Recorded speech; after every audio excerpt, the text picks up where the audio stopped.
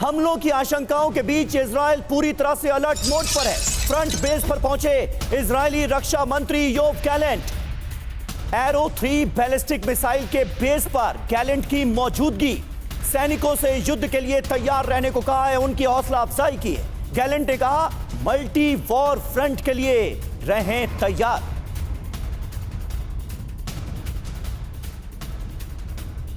और वहीं उत्तरी इजराइल बेस पहुंचे चीफ ऑफ स्टाफ हावेली। ये भी खबर सामने आ रही है, हावेली ने परखी लेबनान से जंग की तैयारी। फ्रंट लाइन पर सैनिकों से मिले हावेली। तो लगातार जो टॉप कमांडर्स हैं वो सैनिकों के बीच मौजूद होकर जो तैयारी है, जो प्रिपरेशन है इजराइल की, आईडीएफ की, उसका जायजा ले रहे हैं और अपने सैनिकों, अपनी सेना का हौसला बढ़ा रहे हैं।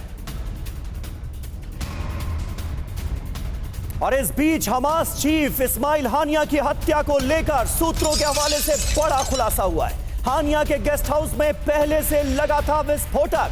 2 महीने पहले ही प्लांट कर दिया गया था हाईटेक बम। देखिए, बिल्कुल नई जानकारी सोर्सेस के हवाले से सामने आ रही है। स्थानीय समय के मुताबिक सुबह 2 बजे ये धमाका हुआ है। लेकिन सबसे बड़ी बात यह कि हाईटेक बम जो कि इस्माइल हानिया की मौत की वजह बना, वो प्लांट कर दिया गया था 2 महीने पहले ही।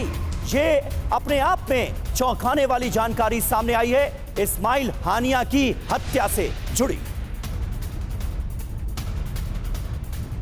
और देखिए, हानिया की मौत को लेकर एक बहुत बड़ा और सबसे नया खुलासा हुआ है। न्यूयॉर्क टाइम्स में छपी रिपोर्ट के मुताबिक हानिया की मौत उसके कमरे में बाहर से हुए हमले से नहीं हुई, बल्कि यह हमला हानिया के कमरे के अंदर ही हुआ है। रिपोर्ट में क्या दावा किया गया समीर, वो भी हम दर्शकों को बता रहे हैं। जी हां, तेहरान में हानिया आईआरजीसी यानी इस्लामिक रिवॉल्यूशनरी गार्ड कोर के गेस्ट हाउस में रुका था सरकारी मेहमान के तौर पर, और हानिया के कमरे के अंदर ही बम फट गया। चौंकाने वाला दावा यह है कि इस कमरे में यह बम तस्करी करके लाया गया था और करीब 2 महीने पहले ही इसे यहीं पर फिट कर दिया गया था।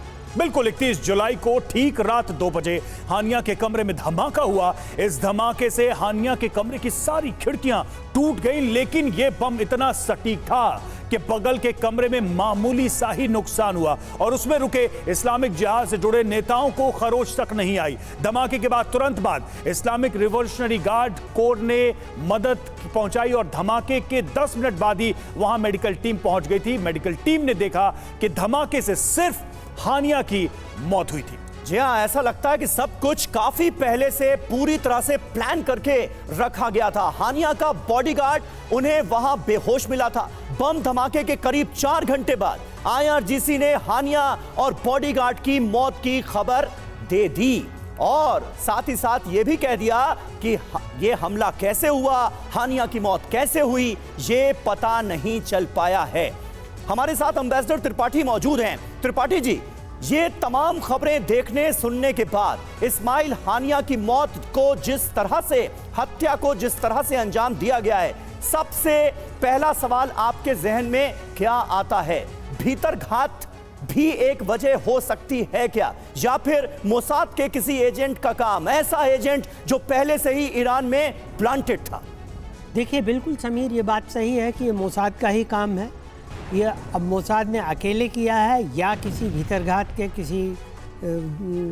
किसी द्रोही के साथ किया है, ये तो बाद में पता लगेगा।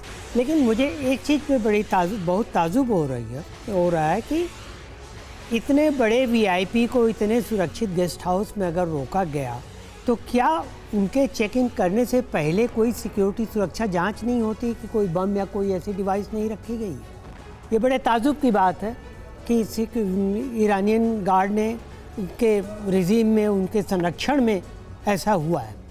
और दूसरी चीज़ ये है कि इतना सटीक बम था, जैसे आपने देखा कि बगल में जो नखल्ला थे, जो ये इस्लामिक गार्ड के, इस्लामिक जिहाद ऑफ इस्लामिक जिहाद के नेता ठहरे, हाँ, नेता थे, उनको खरोंच तक नहीं आई। तो ये सवाल बड़े सवाल पैदा करता है कि 3-4 सवाल पैदा करता है कि एक, सुरक्षा की पूरी जानकारी क्यों नहीं थी? दूसरा, ऐसा कैसे हो गया कि रिवॉल्यूशनरी गार्ड के संरक्षण में रह रहे व्यक्ति जी। के कमरे में बम पहुंचा दिया गया 2 महीने पहले से।